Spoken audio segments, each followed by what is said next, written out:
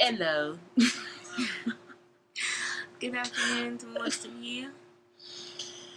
What time is it? Oh, okay. Yeah, it is kind of early. Just a tad.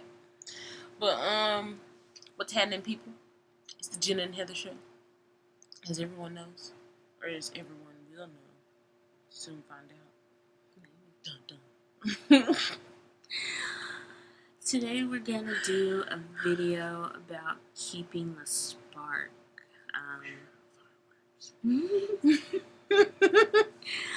Pretty much we're just gonna go over how we keep the spark in our relationship, and then maybe do a little bit of advice. Maybe. Possible. Well, we were for sure doing that. Okay, so we're for sure doing it. Yeah. Awesome. Well, just our opinion. Let's say that. Okay. Our opinionated advice. There you go. So, the first little, I guess, sub topic, or what would you the first subtopic, it would be cuddling. Yeah. Really, like, touching in general. Oh, that sounds really bad, but just, I don't know, affection, like physical affection. If you don't have that, then because I'm not even talking about sexual communication. I mean, communication or whatever, contacts. That's what I'm looking for. Contact. You have to still, I don't know. It's like when you hold somebody, when you like, even when you kiss them, even sometimes when you lock eyes and y'all like communicate that way. It's like that kind of stuff means something. So you gotta make sure you do that. Right. Like every night we try to basically go to sleep. Like basically all up on each other. Yeah. Just like, and it's not like literally fun. You wish you was the one like that. Sometimes you do.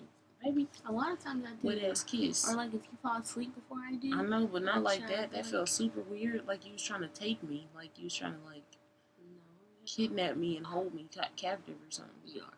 You're captive. She's staying right there. I'm not going nowhere. Yeah. I don't know. We don't sleep like that though. Realistically, no, I mean, we wake up, but still.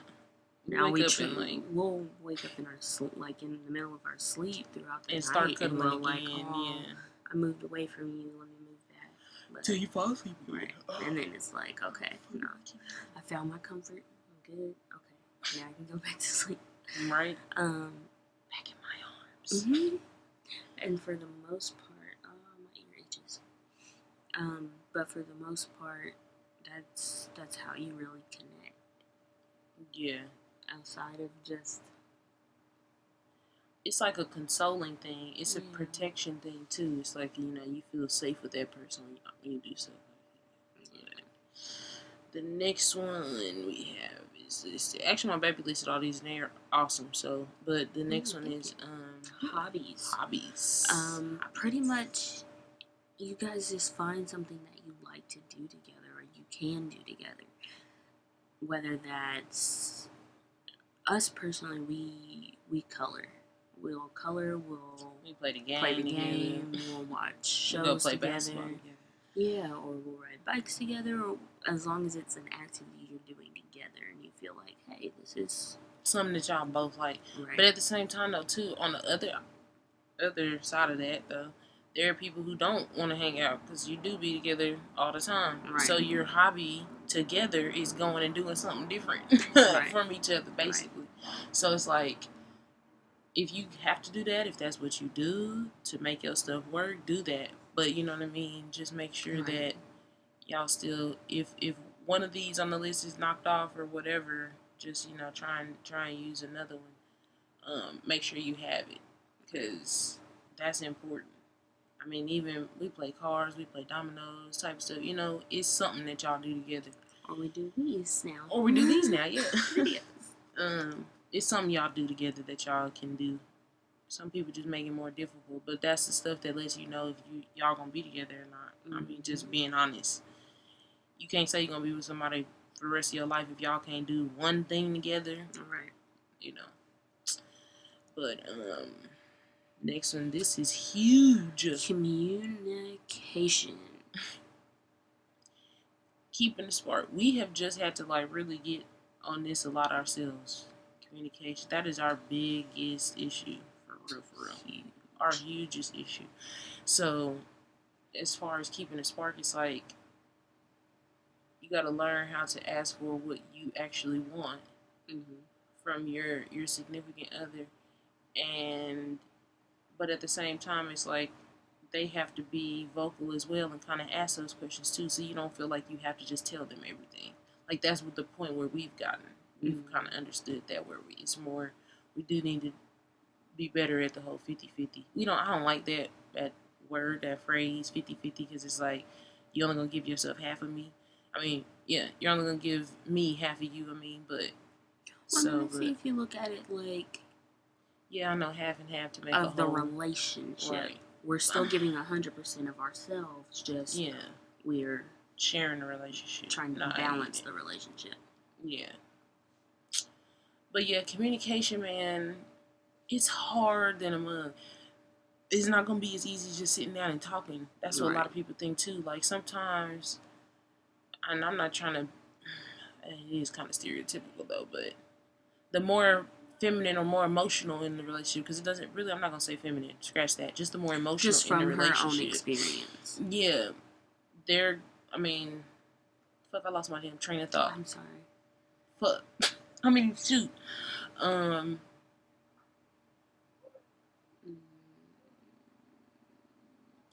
The more feminine. No, the more emotional in a relationship is already gonna, like, feel some type of way about communicating. Is what I was gonna say. So you at times you can't just approach them, haphazardly and forcefully about something. You might have to back away and kind of, unfortunately, wait until they come out of that shell to talk to you or whatever. You might have to do stuff different. I mean, you may have to write stuff down in order to ask questions, stuff like that. It's not gonna be super easy as sitting down and just having a conversation like what we doing now, just sit down and talk to each other, right? Type stuff. Or pretty much, just kind of judge the situation and see how you should approach it or how you feel would be the best way to approach it. Yeah. Communication, man. Okay. Which is totes different from communication. Because venting is way different than communication. So this next one is venting. And there's a huge difference. Because, let's be real, too many people try to act like a relationship is just going to be perfect all the dang time, and that is not how life works at all. So, therefore, you need to accept the fact that y'all are going to argue, stuff ain't going to go right all the time, and in order to make it out of that, you are going to have to vent and express yourself even when you're angry. But the part in that is learning how to say what you're saying. I have a problem with my tone, for sure. My wife hates it. And I'm just an aggressive person in general. So, I don't know. It's just, with venting, you gotta be careful with the persons you with. You know them better than you know anybody else. So, you know them buttons, you know what you can say, stuff like that. So, it's like, I mean, be careful with what you say, but you do have to be real, genuine, 100 with how you feeling, So that's the hard part in that, because it's like I want to be as honest as possible with you, with my significant other, but it's like I also care about your feelings, and I don't want to say the wrong thing the wrong way, and really, really mess some stuff. But I definitely feel that way. I feel like as a couple, to keep your ears and your mind open when the other person is speaking is like key to making sure that you're not shutting, or you're not like judging what someone is telling you, or you're not feeling some type of way about it. Getting like shut off about it, and you're like, okay, too sensitive about it, and can't even change because you're not really listening. Oh dang, that quote, people listen to respond, they don't listen to understand. That's some dope stuff. Yeah, that is. And when you do that, because you do, I mean, naturally you're gonna feel attacked, especially when you arguing with your significant other. But it's like you kind of gotta just suck that up, your pride, your ego, the worst things in the world, and listen to and hear them out and see things from their side, and you have to reflect on your damn self. That's a big thing in relationships too. Yeah. You gotta be honest with yourself. And accepting and being honest about your problems, your flaws. Right. I know I have anger issues. I know that my tone is horrible. And that's not only with her. People say you get comfortable in your relationship. I just talk to people like that in general, unfortunately, at times. So it's like those are things I could be honest about that I've made progression on, but I still need to grow a lot. But it's like to be at least at that point and know that I've been working on it and I still have more goals to work on it is better than just being like, oh yeah, people say I'm an asshole type shit, I mean, that's just how I feel about that.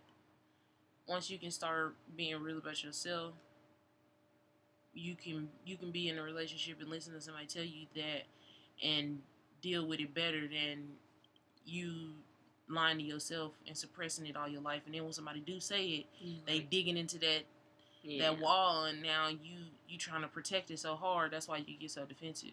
That wound. Mm-hmm. But anything else, love? I'm sorry. I'm hard on that one. No, writing. We kind of touched on that a little bit. Yeah, but write, man. Write notes, write letters. Yeah. If you don't want to write, you got, carpal tunnel and stuff. Like, my sister has that. Yeah, then type. Oh, well, typing probably would suck, too. But you can talk into your phone and stuff. See, you can do a lot of stuff like that where y'all, you're at work. Really, really it's extremely helpful, for real. If you have too many thoughts, just do the talk to text. It gets every word down, and then just memos. Like, you can record your voice, all type of stuff. Like, we use technology for the wrong stuff. It's like we could totally be using it for other stuff. So, like, doing stuff like that, like, I think that's awesome to do. Like, we've written letters to each other since we got together, because she was like 2.5 hours away in school. So when I would feel certain ways, or she would when she was at work, in school, in class, whatever, we would just write a note to each other, or whatever. And sometimes we would read it to each other, like over Uvu or the phone or whatever. Or we would actually text what we wrote. Yeah. Or we just wait and give it to them. Yeah, when we see each other. Or we mailed them. Or we mailed them. We mailed a few. Yeah. So it's, I mean, if you really want it, you'll achieve it. Yeah, you'll go get it. So last one. Stop thinking. Yeah. Don't overthink or overanalyze a situation. Just let go. That's her. This is my word. I love her. That's my issue. Everything kind of gets in the way, and you lose track very easily, very quickly, because you get too busy, too far stretched, and